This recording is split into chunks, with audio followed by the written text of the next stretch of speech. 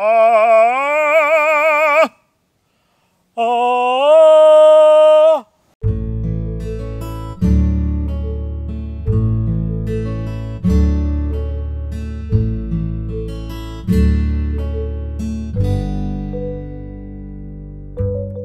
So we're in Toys Hill in Kent. It's a National Trust woodland type area. I've never been here before. I think it might have been the thing that started the National Trust or something like that, but we'll try and do a bit of research on the way round. I'm here going for a walk with the awesome comedian Mr. Lloyd Griffith, who will be here any second now. There he is. Hello, mate. Hi, pal. How are you? Good, thank you. Welcome to Kent. Thanks. Just me on my Volvo. Like the countryman I am. Get the wheels in. You got the wheels in. Well, they're nice, aren't they? Yeah. How many? I've only got 3 hubcaps on my car. Oh, really? Yeah. Well, these are alloys. So you don't need hubcaps? Nah, I don't need hubcaps, mate. Yeah. How you doing? Nice. Yeah, good, thank you. You ready for a walk? I'm quite nervous. What, for walking? Yeah. You do a lot of it. I've seen your Instagram. Yeah, I know, but it's like I've got these. You've got actual hiking shoes.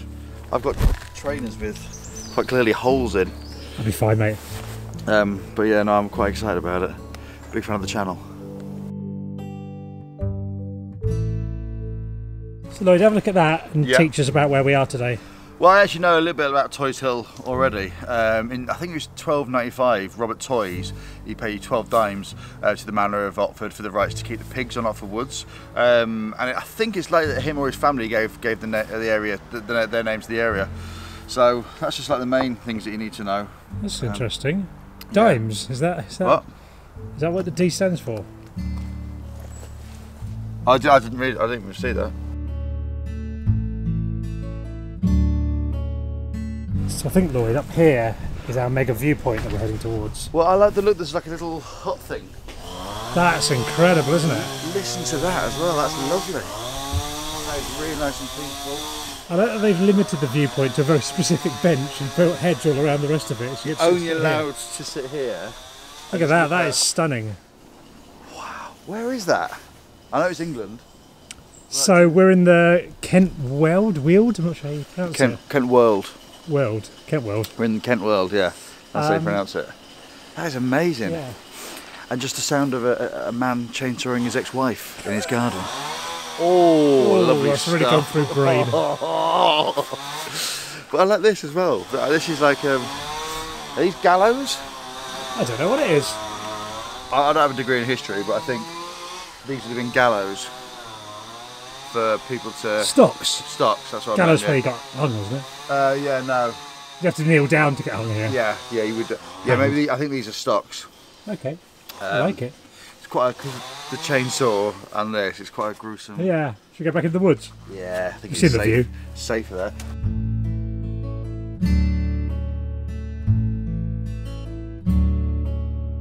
So here we are, Lloyd. A bit of a hill, that, wasn't it? Quite tired already. Yeah, I'm sweating a bit. Bits of my leg where I go, oh yeah, I assume I had muscle there, but I've not really felt it before. Yeah, those new muscles you're unaware of, don't you? When you play squash, and the next day or the day after, you're like, oh wow, there's a muscle there. Yeah. In between and the.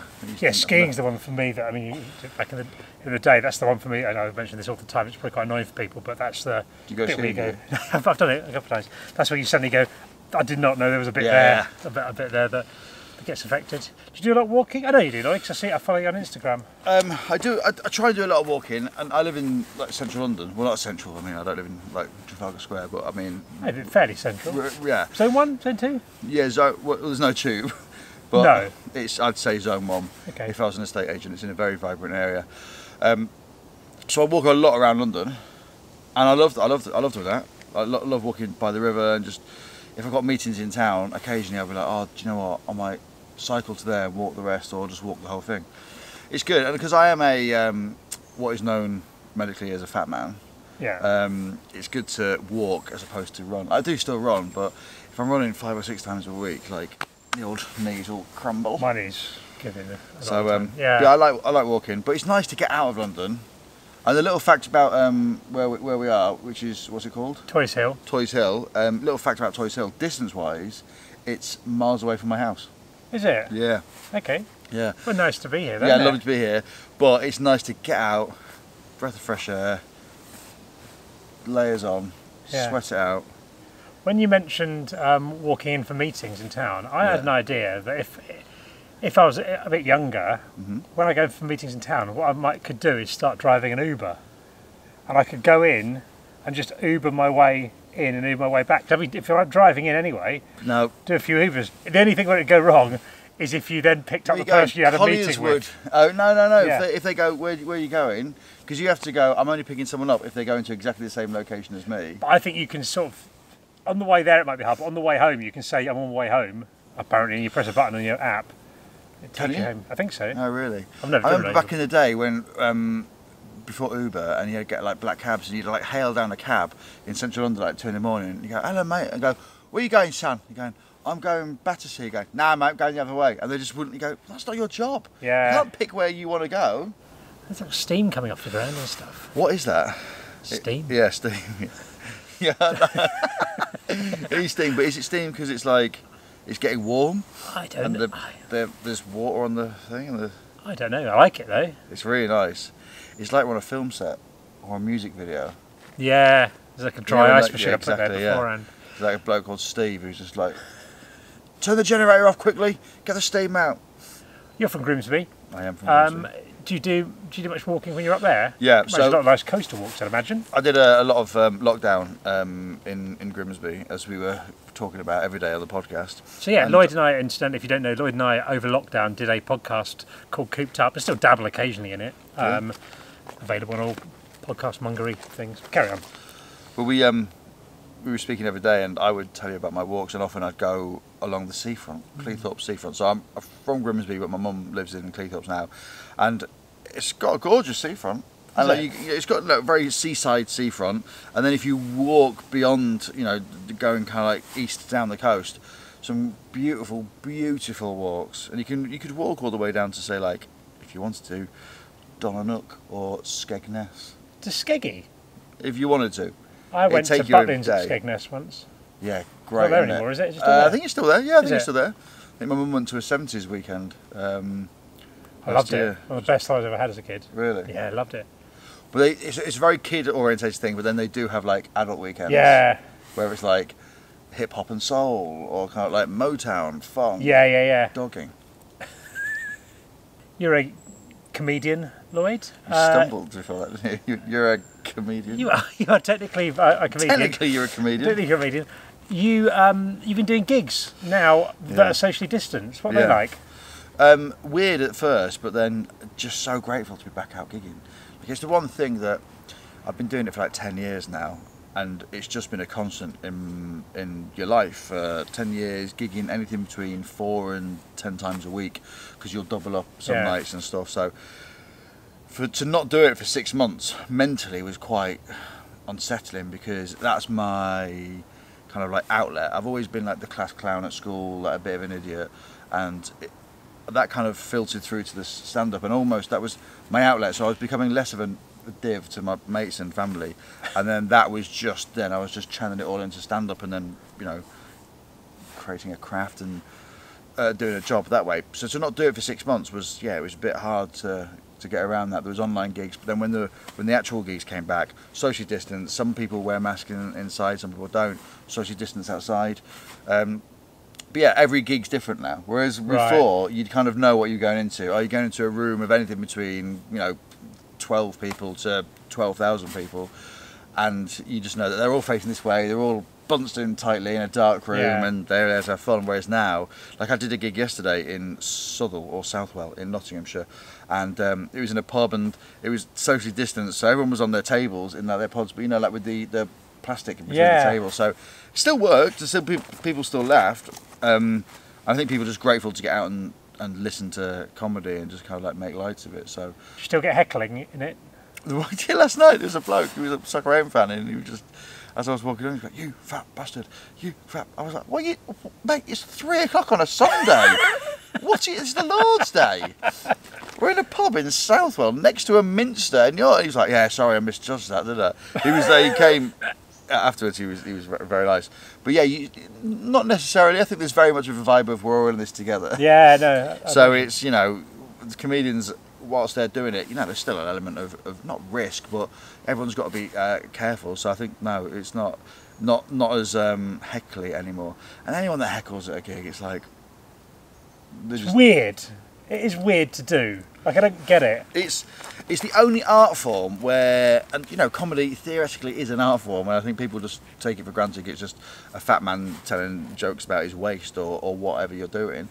But you know, I'm a classically trained singer as well, and I've done a number of singing gigs around the world, and you know, very grateful to have that as well. It'd be weird if I was like in Norwich Cathedral, you know, 800, 900 people, and then he's singing, and then just someone starts just like joining in or going, "That was flat, mate.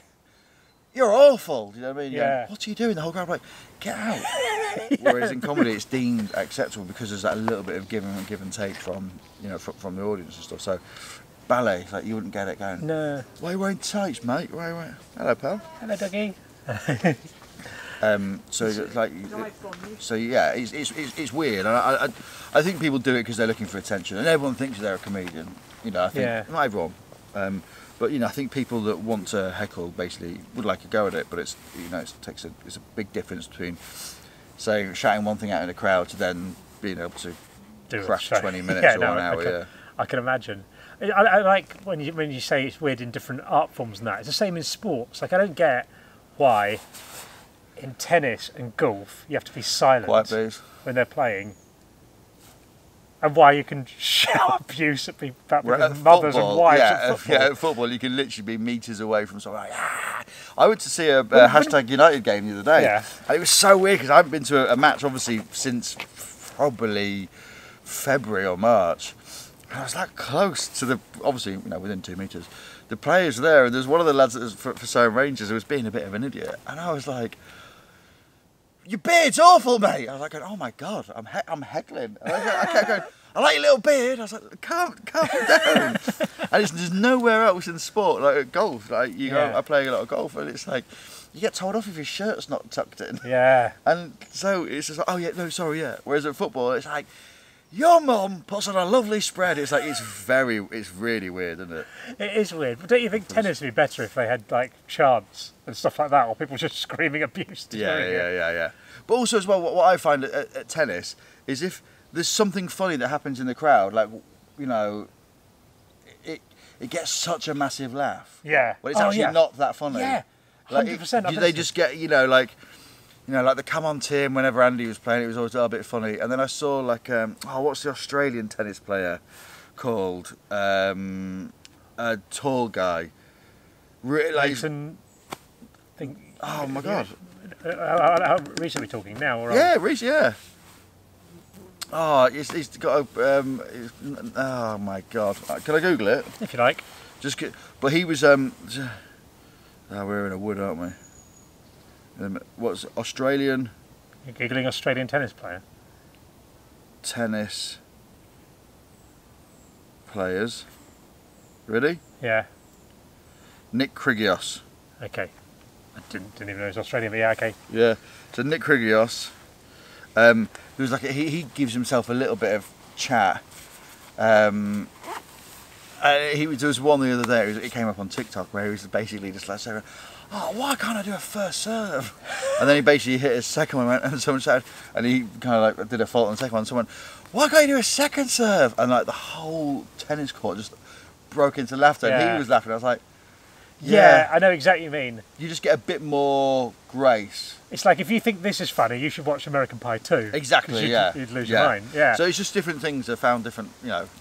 I find quite often theatre, it depends massively, because there's a huge amount of theatre, but the bar for what gets a laugh at theatre is so low. And I've seen some theatre that is genuinely hilarious, but there is, a lot of the time, if it's sort of quite highbrow, as a lot of theatre is, a lot of it is saying, "I got that joke," isn't it? It's like, I got that reference to I'm Shakespeare. clever. Yeah, I'm clever. When I first started doing, the reason I got into comedy was, well, I've always been a bit of an idiot, and then I was singing in a little barbershop quartet, which is as mental as it sounds. Like me and 7 other men just going. Sorry, did you say 7 other men? Yeah, 7 in other men. your quartet. Yeah. Oh, it was an octet. Sorry, 8 of us. Okay. Sorry, I should have said that, yeah. I thought you were getting all Matt Hancock on me. Ooh, 7 men, rule of 6. I was like, all right, mate, he was in 2000. Yeah, basically there's eight of us, sorry, in an octet, 8 of us. No, it didn't work out. Yeah. And we'd sing, and you know, when I sing in choir stuff, I sing quite high, like it's weird. And then so I'd do little, I'd kind of like talk about the music that we're about to sing, introduce the pieces, and talk about what we've just done and who the other people are, and I'd make the people laugh, and it was like the easiest gig in the world. I was like, oh, I can be a comedian, this is so funny, but the bar is so low though. Yeah. The bar is so low, and then when you start doing comedy, going, oh, it is a little bit harder than comparing yourself to Jimmy Somerville. Like, you need to have actual jokes. I was thinking earlier today, for some reason, probably because I was going to meet you about singing, and I was thinking, I don't know what all the singers mean. Like, I've heard of tenor, baritone, soprano. Give us a quick rundown on what are you and what are other people? Well, yeah, so basically there's four main parts, and then it's split up into different parts within that. So you got SATB, soprano, alto, tenor, bass. And soprano is typically women or young boys. So sopranos would be the women, and trebles. Eunuchs in the olden days. In the olden days, yeah, where they would basically castrate the boys. They then would speak high, but then would still get barrel chest, so all their muscle and testosterone would go into what's left of it would go into their bodies. They would sing amazingly high. Doesn't happen much these days, does it? No, I think the last one for singing was 1907 or 1914. I did it genuinely did it as part of my dissertation at university. Wow. What a legend. So sopranos are the girls, trebles are the boys until their voices break. Then you get mezzo soprano, which is like a low soprano. Then you get altos, which is male or female. So a male alto would be called a countertenor, which is what I am classically trained as. So I sing high like a woman. It's fun, isn't it? And then you get female altos. Then you get tenors, who are usually men, but some women do now sing lower and sing tenor. And bass, baritone, which is high bass, and then bass, which is like low. So yeah, and then you go even deeper. You go say like the Russian octavists, who are just men that go like. Honestly, if you're on YouTube, which I think you are now, after this, just search Russian octavists, and it is unbelievable. Just these Russian men, just with like it's like 2 or 3 octaves below what you'd normally sound. It's absolutely incredible. I love it. So yeah, that's usually it's SATV. And if you can do one, if you can do your level, can you branch into other bits if needed, or are you stuck in your bracket? So I'm quite lucky in that I am male alto, but also I am a baritone as well. So I sing. Yeah, so I kind of got the best of both worlds really. So I use bits and bobs for various things. Hello. No. Little camera sniff. I know, exciting. But yeah, so I'm quite lucky in that I've got a baritone voice and also an alto voice, and trained in both of them, and I use them both for singing things. It's kind of like, so I'm quite lucky, but then I still have singing lessons. Oh, do you? Yeah, still have singing lessons. Yeah, still always got to. Always want to keep on. Why are you still having them? Because you still intend to do more singing? And no, so I still sing now. So I sing in like various cathedral choirs and church choirs, and for like singing groups. And you still just, anyone that's good at their job, look at like professional sports people, you know what I mean? They still have coaches and stuff. So yeah, even I think would Pavarotti have had a singing teacher? He probably would have had a vocal coach or someone that would have worked on technique and stuff up until dying days. Yeah, I still do. I see a guy called Nick who's absolutely brilliant, based in the Northwest, but he comes down to London like twice a week. So what sort of things happen in your singing lessons? What sort of just technique. So I'll never sing a song in my singing lessons. It would always just be arpeggios, working on the way that you sing various vowels and stuff like that, so you're not chewing stuff. So it's really like, like just like that for 45 minutes. Different like techniques. I'm obviously a lot better. I'm not going like full on, full blown opera. I am a dreadful singer. Is that something that I just am or will always be, or could I become good at singing if I practice? I wouldn't say become like world amazingly world-renowned No. opera singer, but you'd definitely be good. My sister is deaf in one ear, and she had struggled speaking when she was a child, and my singing teacher, Mr. King, my first singing teacher, he basically was like, I can teach anyone to sing. Anyone can sing. They just need the right tools and need the right teacher. And yeah, she got her grade 5 singing, like with merit and stuff. And anyone can sing. You just need to be taught how to do it. Give me a quick lesson here, just very quickly. Well, it's knowing where it's coming, where your voice is coming from. So, you know, some singing teachers will say it's coming from your throat. Some will say it's coming from your diaphragm. But yeah, sitting up straight is a good one. And then for me, it's kind of like the column of sound. So you've basically got whilst you might think your voice comes from here, it does come from the whole of your body. So yeah, nice straight back, and then you know when you go for a poo and you need to squeeze one out, you use your diaphragm. You use yeah.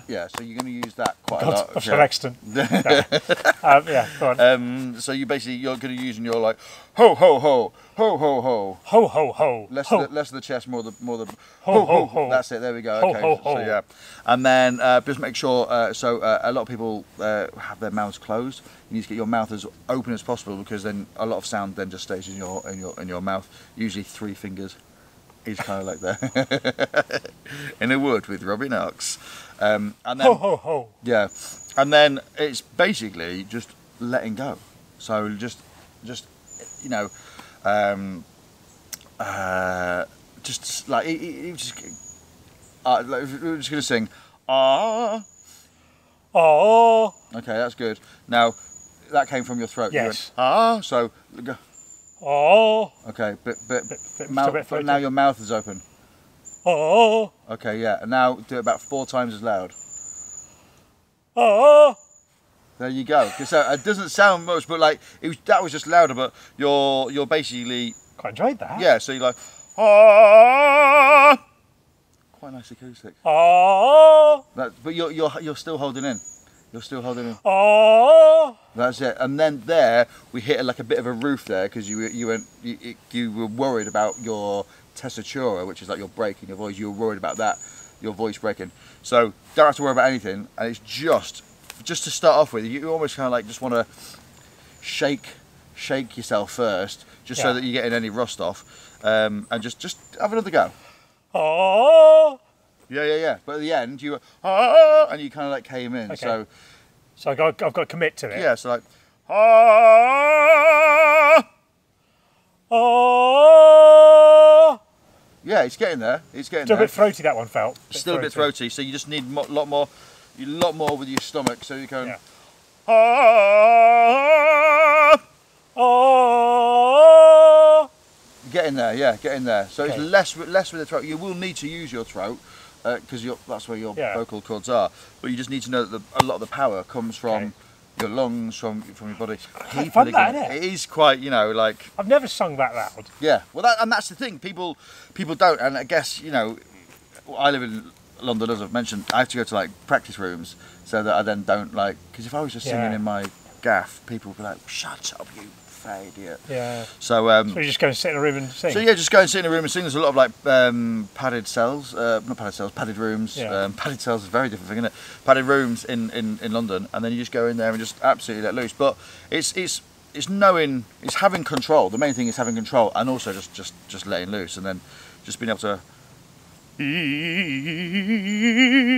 It's just knowing where all as opposed to go, you know. So it's having control. It takes a while, but everyone is able to sing. If you want singing lessons, just write in the comments below. It's about £75 an hour. So who do I invoice?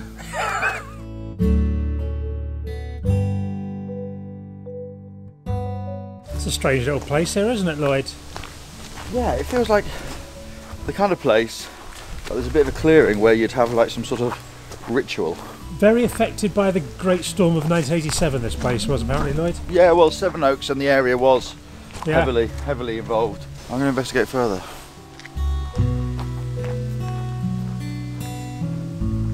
It's a kind of VIP forest bit here, isn't it? Yeah, you need a wristband to get in there. A henna wristband. I don't know why they've felled it. Mystery. odd, isn't it? So Lloyd, I never like people to go hungry or thirsty on these walks, so I brought along some surprises for you. Decided to try and mix it up a bit. First of all, there's your cup. Labelled. And what would you like first? Would you like your drink or would you like your snack? I think drink first, if that's Because all we've right. got the cup. Absolutely. Because I was in the market for a coffee on the way here, but couldn't find one. I was worried about being late. I didn't bring a coffee. When you said that earlier, I was disappointed. But what I have brought, a kombucha. Have you had such a thing? I haven't, no. So what it is, it's some fermented drink. Right. They're nice, and I think it does have caffeine in it. Okay, that's great. I think it's certainly got green tea in it and stuff. Green tea pang. So yeah, so we'll have a little go of this and see Where what did you you get think. that from? This one came from Sainsbury's, which is a popular supermarket. Sorry, I poured myself first. That's very rude, isn't it? It is rude, but I'm absolutely fine with that. So this is from Low Bros. It's raspberry and lemon flavour. Non-alcoholic? Non-alcoholic. Sorry. I think you can get alcoholic versions. Yeah. It's interesting that, isn't it? It's like...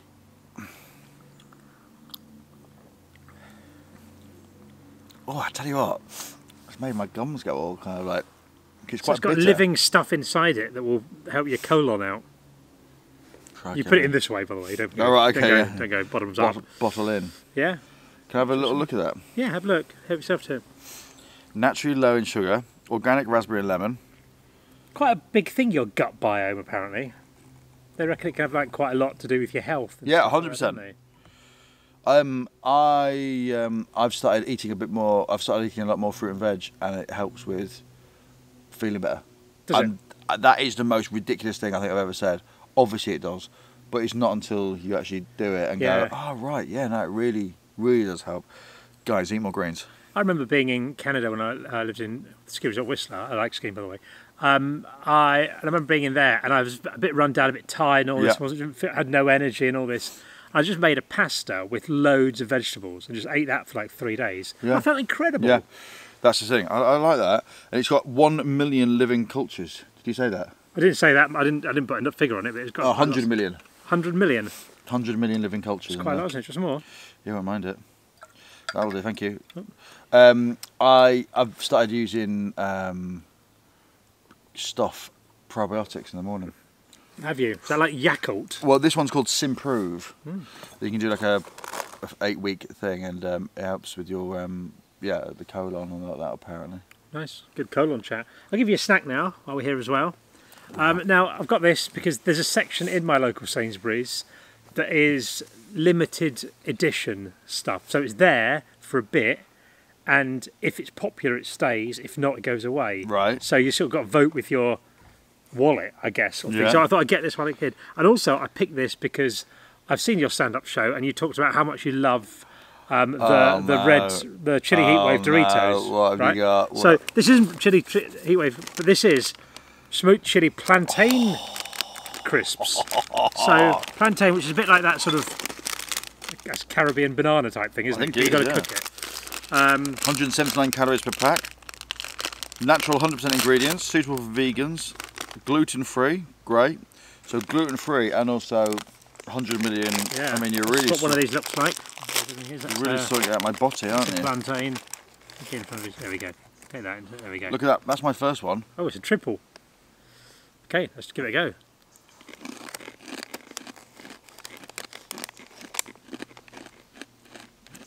I don't mind it. Don't mind it. Not very chilly. No. So, no chilli at all. what's the weirdest thing you've ever eaten? Human placenta. What?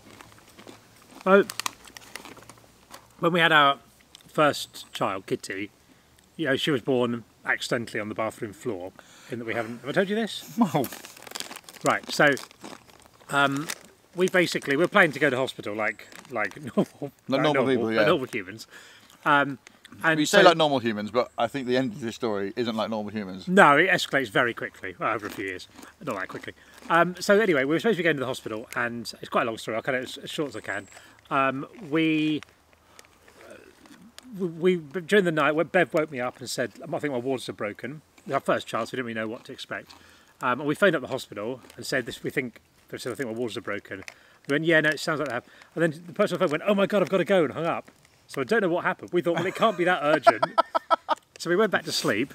And in the morning, we went to the hospital, and they said, yeah, waters are, sounds like, they didn't even examine her. They said, yeah, sounds like waters are broken. Wait, give it 24 hours to see if labour starts, and if it doesn't, then come back in because there's a risk of infection to the baby. So okay, so we went to the pub for lunch. Bev had a shandy, because her view, well, it's ready now, isn't it? It's done, it's cooked. Shandy and a curry. A shandy, no curry. She had a shandy, went home, and then she took a couple of paracetamol, was going to have a little nap. But then labour started, and they say when you're having a kid, you don't go straight into hospital as soon as labour starts. You've got to wait till it's, I think, the contractions lasting a minute and 3 minutes apart, because they start off like 20 minutes apart or something like that, and then they get closer and closer, and you've got to wait for it. It's been like that for an hour, something like that. So you're properly established, because it can start and stop in the early stage apparently. So things went really quickly from being like 20 minutes apart or half an hour apart to being like 2 minutes apart, and all this like that. And you quite often see things about women saying, yeah, in the early stage of labour, to take my mind off it, I went for a walk in the woods. And Bev was like in pain on the floor. I'm thinking, I don't think she's that pathetic that everyone else is going for strolls in the country and she can't move. So we called up the hospital, and they were quite dismissive. They were sort of saying, well, yeah, first time mum, is it coming if you like, but we probably won't bother. We'll probably send you back home, something like that. So, okay, so I went out to the shed to get a car seat, because we've been given two, and Bev was in the bathroom, because we just had new carpets put down in the other room, so I put her in there to do a dirty business. And I was in the shed, I was looking at it, and we had two car seats. I remember being out there going, oh, I don't know which one to get, because one looks a better quality, but this one looks newer, although it doesn't have all the sort of safety things. I was thinking, I wonder which one's the best one, and just then a couple of minutes out there going, oh, no, I think I'll do this. Came back in, and Bev went, Robbie, the baby's here. So I came running up, she was on all fours, there was a head sticking out where had not been a head before, just sticking out there. I was like, ah! So I got my phone out, dialed 999. Photo. Before the Instagram Live, before the guy answered the phone, this baby just went, ploop, just plopped out. I caught her, and the guy answered the phone, said, police, ambulance, whatever. I said, say whatever. And I said, ambulance. He said, yeah, what's the problem? I said, I've just delivered a baby. And he went, right. And they went through, it was great. He went through all these checks and said, right, is the baby breathing? Is it crying? He went, yep, all good. Said, like, what colour is it? As in, like, was it blue? Not was it black? I'll be having words with my wife actually about this. But we went, so all the went through all these things, like to wipe the baby's mouth with a towel, another towel to wrap it up. Got through a lot of towels. Credit to Fairy Non-Bio, how many were saved as well. Right. So went through all this stuff, and I remember just thinking, if I can keep this baby alive for like 5 minutes, everything's going to be all right. Yeah. But this, I've got a big 5 minutes ahead. Wow. So then after this, they said, right, the paramedics are 1 minute away. Is everything all right, baby? Went, yeah. They said, right, go downstairs to be, go downstairs, open the door, and then come back upstairs so the paramedics can come straight in, but then go back up to be with mum and baby. So I went, okay. But then baby's still attached by an umbilical cord, so I've got, and 3 times they said on the phone, do not cut the umbilical cord. So I want to know which bloke in the past has gone, I know what you're going to say, I've got his Stanley knife out. Do you know, Brian Blessed apparently cut someone's umbilical cord with his teeth. Well, he wasn't around. Wow. That's a story that Brian Blessed, like, chewed someone's umbilical cord. Well, he wasn't there. No, okay, fair enough. Ooh. You'd have heard about it. Yeah. So we so I went back upstairs. This after about 4 or 5 minutes probably from the baby coming out. And he came back. He said, "Right, is everything all right with mum and baby?" He went, "Yeah, everything's fine." He went, "What have you had, by the way, boy or a girl?" I went, "Oh, I don't know, mate." And we hadn't checked. I said, "Is it boy or girl?" She goes, "Oh, I haven't looked." I go, "Girl, yay!" So actually, one of the few children that have been 5 minutes home before anyone's bothered to check. Check the sex. So anyway, so that was the first baby, and it worked out well. And we've got loads of like photos of us with paramedics in the house. With an umbilical cord, still just no. Anyway, so the second time round, we thought, well, we might as well have a home birth because we've done it. We've done literally. it. And on that, they said to me, "Do you want to cut the umbilical cord at the end of it?" And I was like, "It feels like a demotion because I delivered the last baby, and this feels like some token nonsense. I'll do it, but." Like opening some sort of like supermarket. Yeah, it's like saying, It's like having played in the World Cup final. So I'm going, oh mate, do you fancy a game for the conference? So that happened. And then at the end of it, obviously have a baby, it's all a bit of a flurry and stuff like that. At the end of it, they said, I think because we were having a home birth, they assume you're a hippie, but in fact we're just too lazy to go to hospital. And they said, do you want to keep the placenta? And I didn't really know the answer to that. So I went, yeah, because I figured worse comes to worse. Throw it away. Well, throw it away, but I'd rather have got it and then been able to dispose of it. So anyway, put them in the freezer. And then I was doing a parenting podcast at the time. We decided to eat the placenta. But I don't think I cooked it well. It was, I mean, I incinerated this thing because I thought I did not want it. So I think I overcooked the placenta. Oh, right, okay, cool. And I was a little bit worried because what if I really liked it? What if I got like a taste for human flesh? Oh my God, the dark web. Yeah. Hiya. So yeah, on the market for some placenta, please. Very weird. Yeah, be hanging outside maternity wards going, you're using that placenta?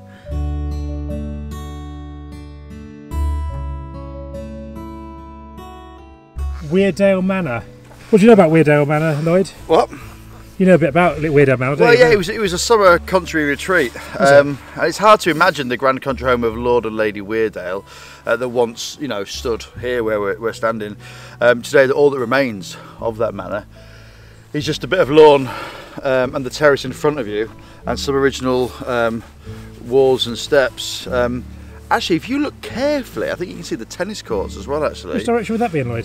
Just over that way, yeah. Just over there. Oh, well, actually, do you know what? I remembered why it's... oh, did you just forget for a minute? I forgot, yeah. So basically, Lord Weardale died, I think in early 20s, 23 or something. He was, I think, 76. And Lady Weardale found the loneliness hard and decided to live permanently in London. Oh, it's quite sad. She died in 34, 9 years later, presumably with a broken heart, no children as heirs. Manor was left to a large fortune to Lord Weardale's nephew, Lord Stanhope. Right. It's good that another lord's getting a leg up in life, getting isn't a break, it? Yeah, do you know what I mean? Just need £1 million loan. The sun's gone in if you want to take your sunglasses off now. What? Do you want to take your sunglasses off? The sun's gone in, so if you want to take your sunglasses off, just while you tell me this bit. Yeah, sure. And then after that, it was just quite hot, isn't it? Cared for by the National Trust up to 1986, and then it was just short. Should we have a look?